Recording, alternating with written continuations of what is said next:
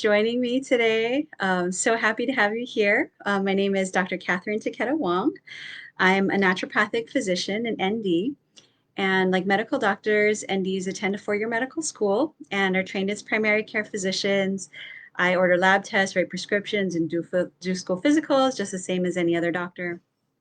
I'm also a licensed acupuncturist trained in Chinese medicine. So today we're really happy to have a mom here. We're using Jean as a pseudonym, and we're calling her son Johnny to protect their privacy. So I have her here on the phone with me, and so I'm really happy that you're here with us because we're going to be talking with her. She's just going to be sharing with us a lot about their journey into her son with autism. He had an autism diagnosis, and a number of years ago, several years ago, she started bringing her son to see me, and he's definitely improved a lot in that time. But she's just going to be sharing some of her journey with us, and I think a lot of this is really insightful and helpful for families. Because I think she'll share with us a lot of things in terms of what it's like as a parent of a child with autism. If you're worried about your child, that your child might possibly have autism, I think there will be a lot of really helpful insights that we'll be sharing with you today. So I just want to welcome Jean and thank Jean so much. So thank you, Jean, for being here with us Oh, today. you're welcome. It's my pleasure. Yeah. So yeah, so you really have quite a story with your son, Johnny. And so I guess I just wanted to start out by asking you, could you tell me a little bit more about Johnny and what happened before he was diagnosed with autism? Well, Johnny was always a very typical baby. He did a lot of things early. He hit a lot of his milestones early. He talked early. He rolled over early. He sat up early. So, it was a very, it wasn't anything out of the ordinary. And he was very happy, very interactive, loved people. And he just was a very content infant and baby. Yeah. And And then, oh yeah, and then go ahead.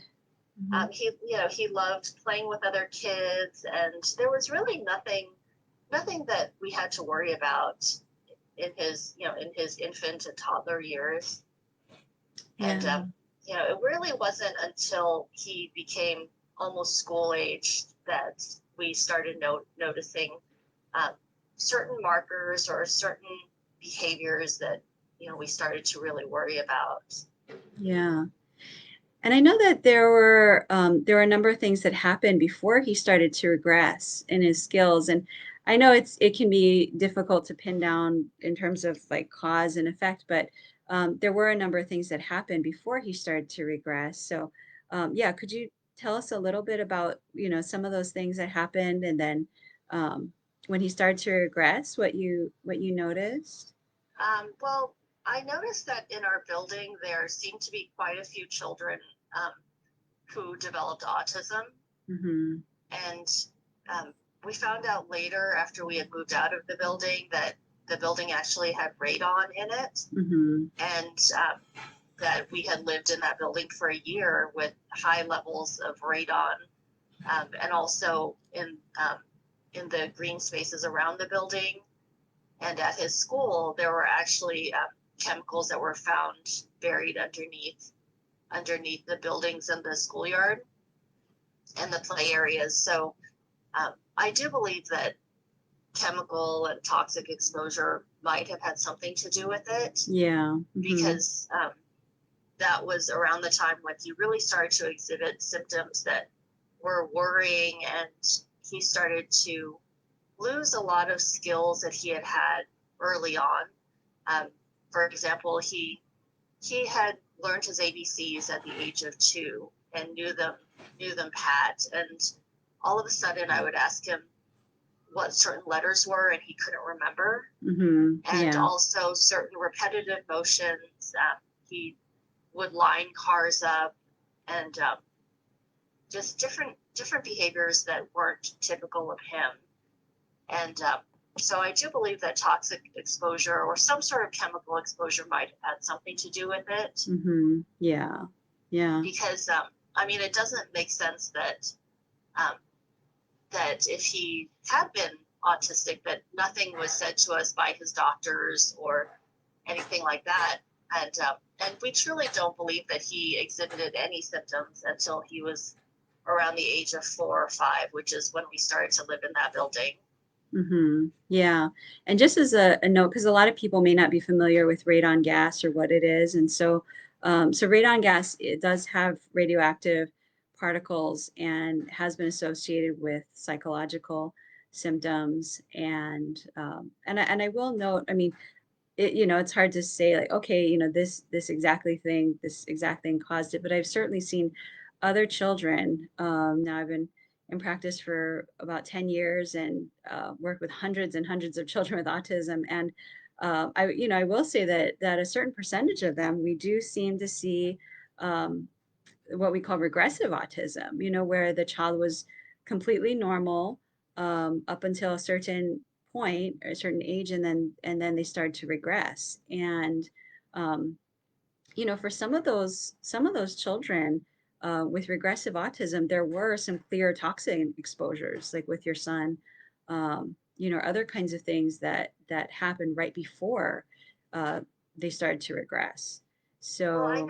I know for myself, while we were living in that building, I've always had migraines since I was a teenager. Mhm. And for some reason, living in that building, I started to develop ocular migraines where it would Mm, actually affect my vision.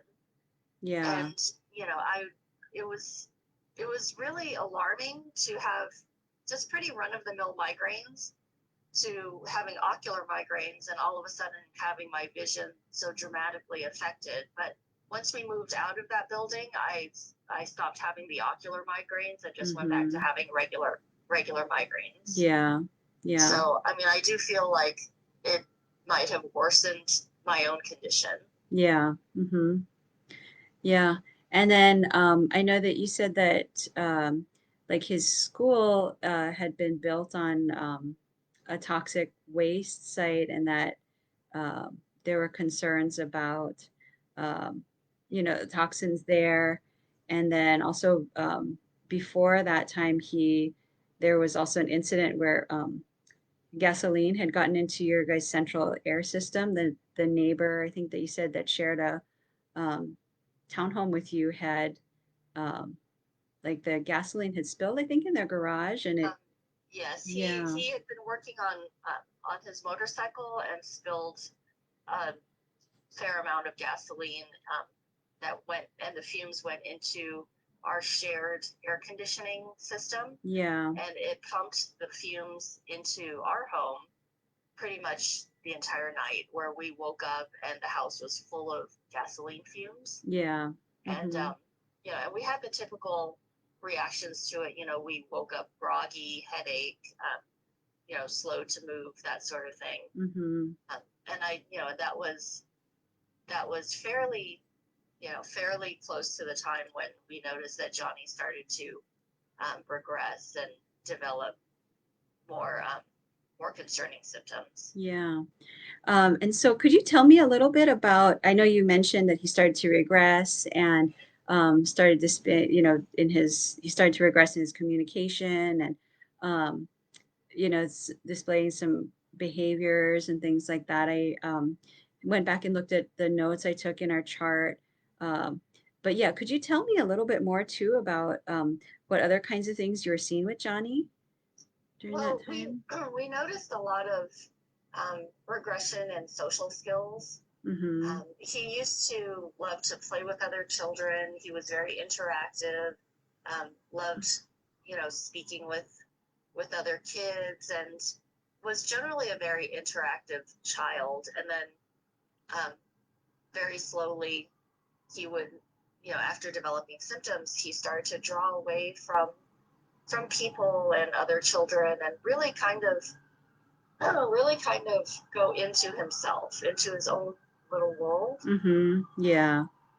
And most dramatic the most dramatic change was his relationship with his grandparents. Mm-hmm. Like most children, he loved being with his grandparents.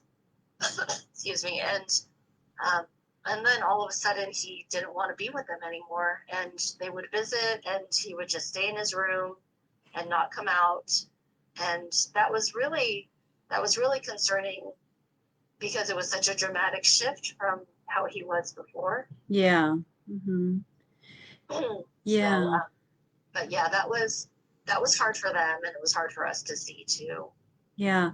And I had some notes, like my notes in the chart notes, you had said on our at our first visit that he started stimming, so he was kind of holding his hands in front of his chest and kind of making odd motions with his hands and fingers, and he started staring at things and rocking back and forth, and you said he kind of started behaving in odd ways. Um, Yeah, I mean, I think that the most um, the most dramatic behavior was probably at school, mhm, where mhm, he started crawling everywhere instead of walking. And mhm. I mean, this was a 5-year-old child that all of a sudden wanted to crawl everywhere. Yeah. And he still had the ability to walk, but he didn't want to walk. Mhm. And he would hide under the table and not come out during school time. Um, which for the teacher was really difficult to Right. deal with Yeah. because she Mhm. had a large class to teach, and then to have Dean, um, I mean, he crawled, but quickly, so he was, Mhm. kind of hard to catch sometimes and hard to bring out from under the table, Mhm. and Yeah. that was behavior that we had never seen before, but. Um, to have a 5-year-old all of a sudden only want to crawl. Right. Yeah. Yeah. And I had some notes that like he would uh like he one time he was talking to a child at school, and then he said hi, and then she said hi, and then he kind of like turned around, like he turned his back towards her, and then while his back was towards her, he like grabbed her hand or something like that. So it's kind of just odd, I guess odd things like that that you had mentioned at our first visit too. Um, Yeah, I think that a lot of it was all of a sudden not knowing how to relate to other children, yeah. and Mhm. just a lot of nervousness and fear. And it was almost like one part of him wanted to interact with kids, but the other part just didn't know how. Yeah. Mhm. So I think that went hand in hand with him losing a lot of his social skills. Yeah. And with his language too, I mean, because his ability to communicate and to express his feelings and everything started to regress too, right? From what I It did. recall. I mean, Yeah. he spoke early, and um, you know, and actually was very communicative verbally, Mhm. and actually, knew words from other languages, and then to go from that to all of a sudden really not wanting to and not being able to speak very well anymore. Mhm.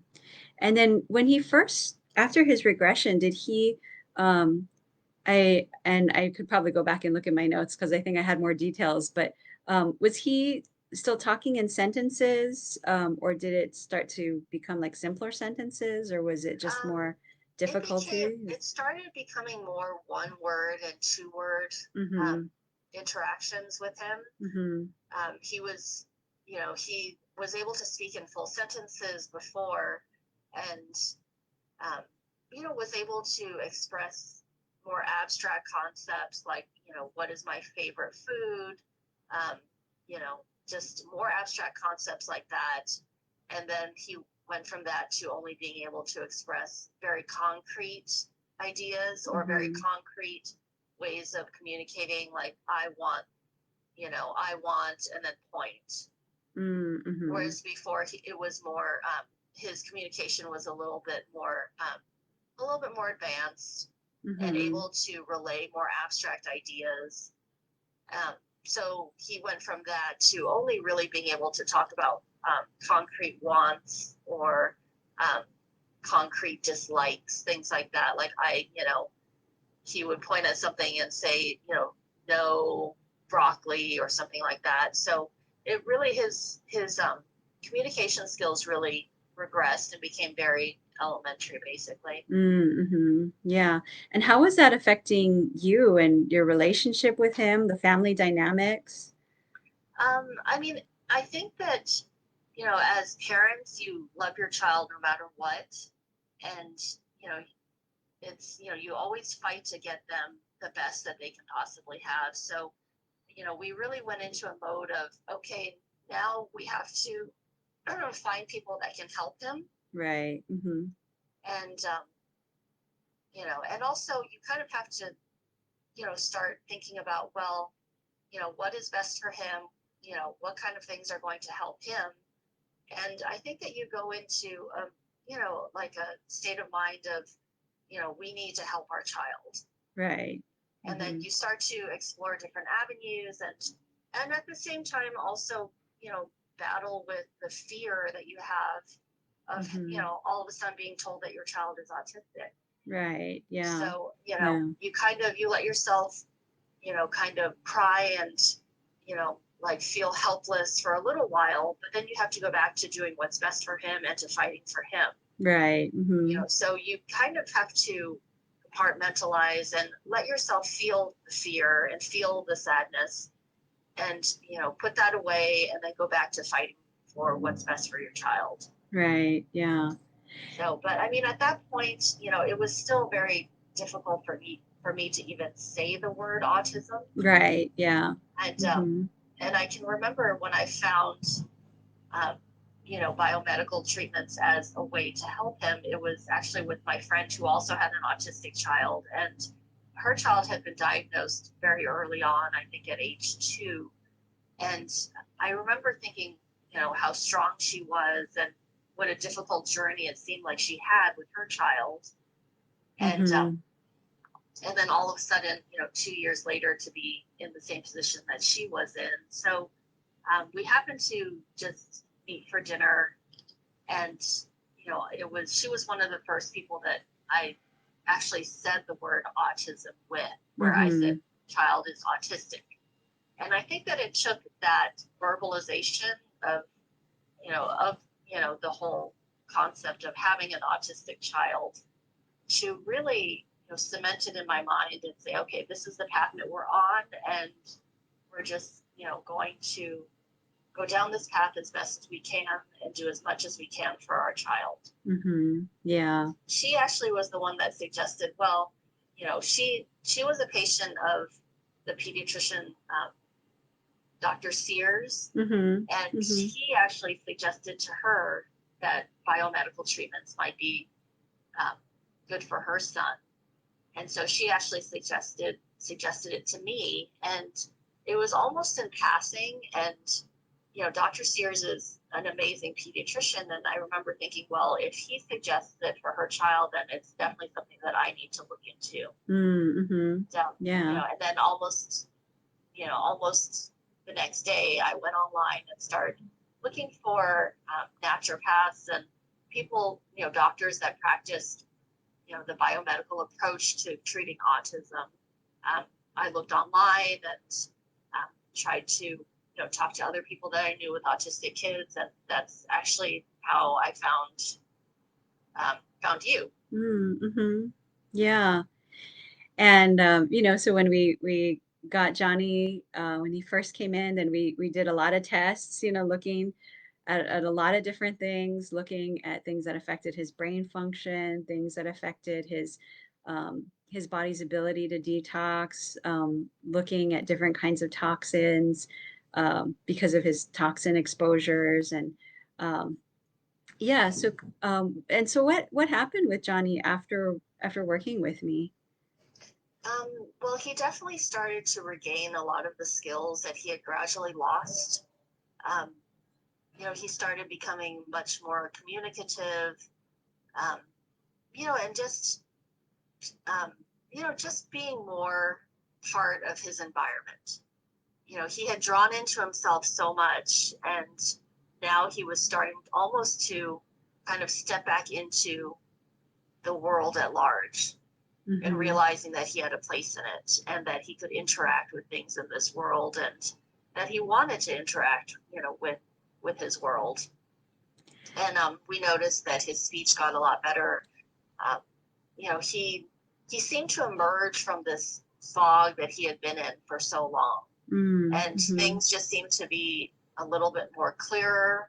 Um, things had, things seemed to affect him more positively. Communication started becoming something that he was more interested in. His stimming decreased, and he seemed like just a happier child. Yeah. And I think a lot of it was the fact that now he was able to um, really interact with his environment and not feel so closed into himself. Yeah. But I do think that he seemed sharper. Like I mentioned before, that brain fog seemed to lift. Mm-hmm. Um, and he just seemed more interested in other children and other people, and it was it was actually like he was going back to how he was when he was a toddler and curious about his world and curious about people, and wanting to draw them into his world and interact with him. Yeah. And I think it's just so important for families to know that there are medical treatments, that there is a lot of research finding that there are many medical conditions that can be underlying the symptoms of autism. So toxin exposures are some of them, but we definitely see that there tends to be brain inflammation, that there can be inflammation in the gut. There's problems with liver detox. Um, there are conditions that affect the neurotransmitters or the brain chemicals, which affect their language, awareness, cognitive function, attention. And that, when we treat these medical things, I think that's the main take home message from today's Facebook Live is just for people to know that autism is treatable and that there's lots and lots of research documenting all of these medical issues that we see in children with autism, and that as we treat these conditions, then the children can improve. Well, I Yeah. mean, I agree with that completely because you ordered tests that his regular pediatrician didn't even you know really even consider or even know about. And I think that for a lot of general general practicing pediatricians, they don't really focus on um, autism by itself and how to treat it. They diagnose it, and then a lot of times I think the parents are just left to navigate what to do on their own, which Yeah. can be completely overwhelming because to have the diagnosis is overwhelming enough, and then now to not really have any guidance about what to do. Right. Yeah. Um, and I think that they treat so many physical things, and then that autism might just be about, well, this is how to diagnose it, and that's about as far as it goes. Yeah. So you really have to seek out doctors like yourself who have spent their life studying autism and how to treat it, and who are trained in helping your child navigate the diagnosis and the individual journey, because every child is different. Right. Yeah. And then for families who are listening in, so the training that I've done is through a group called the Medical Academy of Pediatric Special Needs. It's abbreviated as MAPS for short. But you can go to their webpage. It's medmaps.org, medmaps.org, and then parents can go there and they can find a practitioner who's trained in all of these medical treatments. The biomedical approach with autism because they have a training program for physicians, so parents can go look on their clinician directory and then look for physicians who are trained in that to find a physician in their area on that. And I think that's really important because a lot of the continuing education for pediatricians and even developmental pediatricians, a lot of times is it really doesn't delve into all of this research. Um, that finding that there are these medical conditions that can be treated. Um, and Go Yeah, ahead. and I do feel that, for, a lot of people think that this is some sort of, like alternative new age type medicine, and it's not. I mean, it's backed by the research. It's heavily studied in clinic, and, I think that, um, it's a very legitimate way to, treat your child with autism, but I don't know if a lot of people are even aware that this is an option for them, Yeah, yeah, and because I that's wasn't. right. Yeah. And that's where, we really need to try to, I'm, working with nonprofits like the Hawaii Autism Foundation and the Kili'i Foundation to really try to help increase awareness, of these treatments so that pediatricians and parents know that this is an option. And I do want to say that all these other therapies, they're, conventional therapies, typically involve behavioral therapy or ABA, or occupational therapy, speech therapy.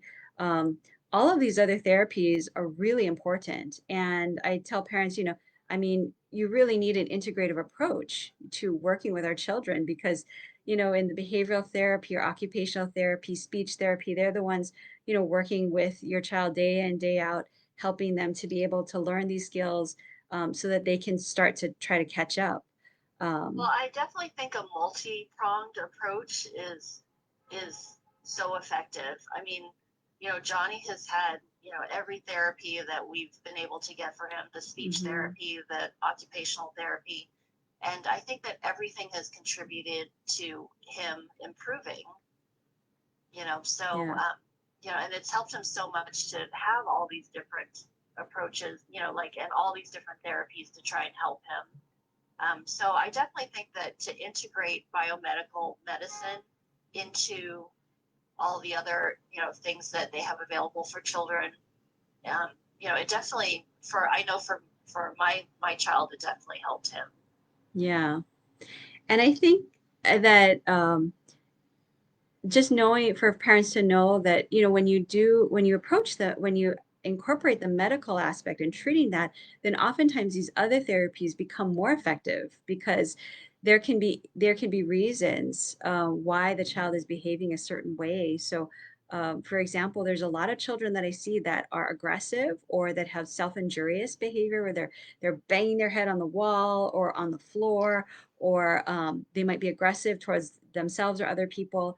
And research has found this was a study that was published by Dr. Tim Bowie, who's a Harvard pediatric gastroenterologist in the journal Pediatrics, which is a major scientific journal for pediatrics, finding that for many of these children, they could have underlying gastrointestinal or digestive system problems like acid reflux and other issues that can be contributing to their behavior. Um, and that could be the underlying issue. And I know for Johnny, we did some tests and we found that he had yeast overgrowth. And um, most people don't realize, many parents don't realize that could be an underlying factor because yeast overgrowth, Candida is the most common species, and it causes an overgrowth of overproduction of this thing called acetaldehyde, which is toxic to the brain. And acetaldehyde is the same breakdown product that you get from drinking too much alcohol. So, when people drink too much alcohol, they act drunk and their behavior is obviously affected, by that. But when children have yeast overgrowth, then they're actually getting the same breakdown product. And so some of the odd behaviors, or some children act really kind of silly or goofy or laughing a lot.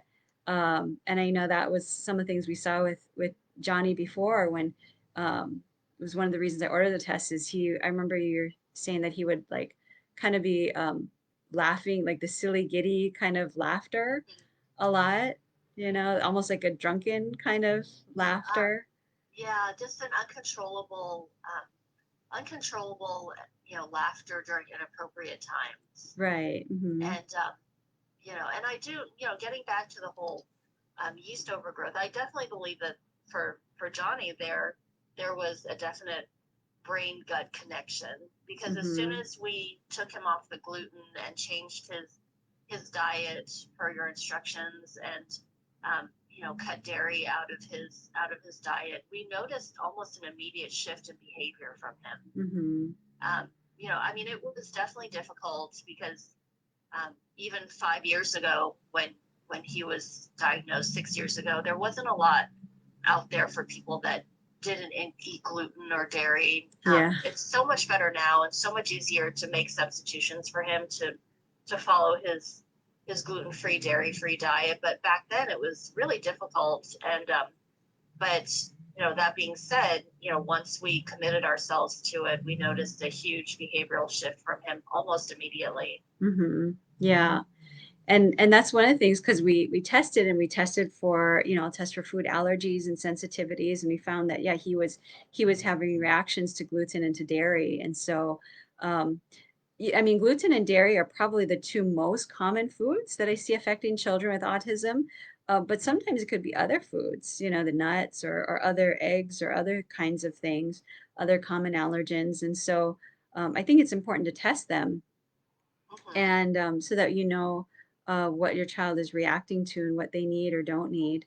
I Um, think that and like a lot of moms, I fed him oatmeal thinking it was really healthy, because for most people it is. mhm, And after one of the tests, we noticed that he had a huge allergy to oats, mhm, and and I had been giving him oatmeal since he was really little, and a lot of times, without that kind of information, we feed our children things that they may not be able to handle. And for him to have such an allergy to oats, you know and we were just so surprised. And I realized that how helpful these tests are, because you know and being allergic to something doesn't always mean that they're going to have this explosive reaction, or something that's completely noticeable.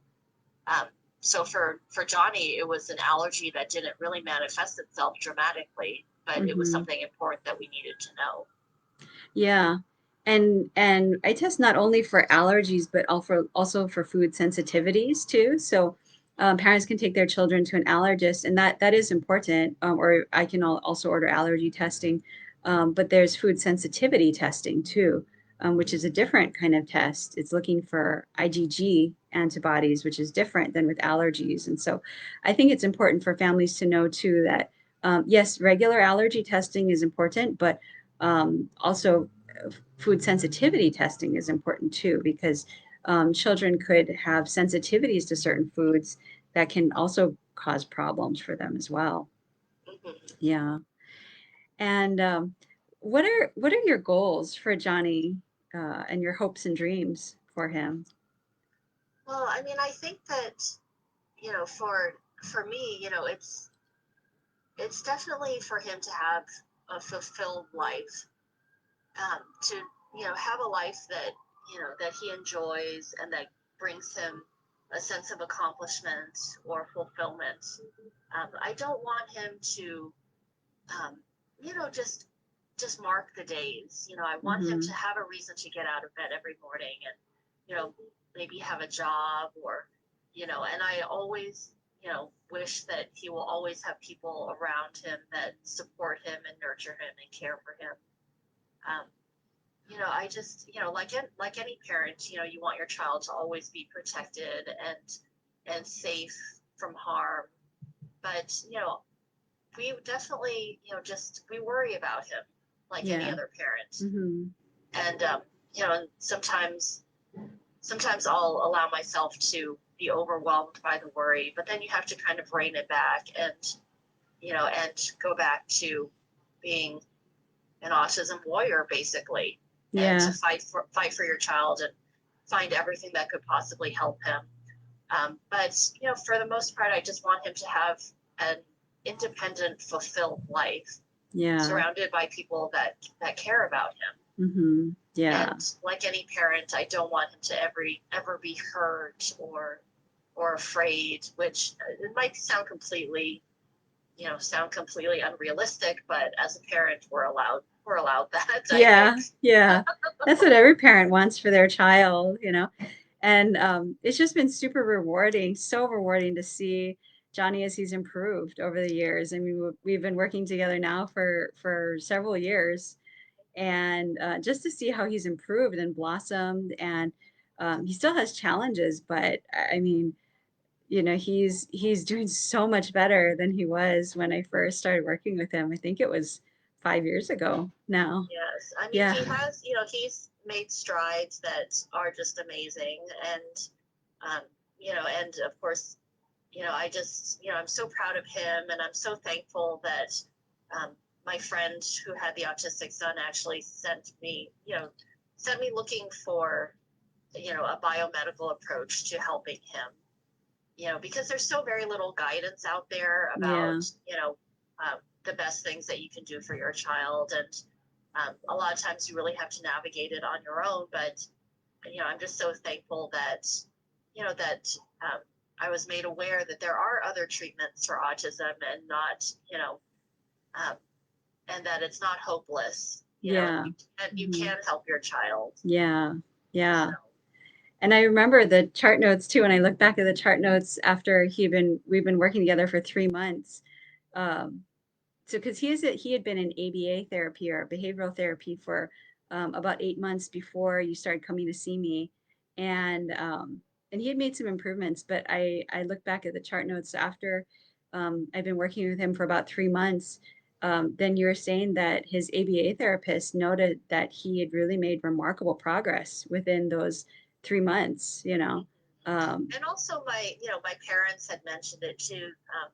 They had come to visit, and they noticed that there was a huge improvement in his language, and um, he loved being with them again. And Mhm. it was really rewarding, because I think that when you see your child every single day, you don't you don't notice all of the improvements, or Yeah.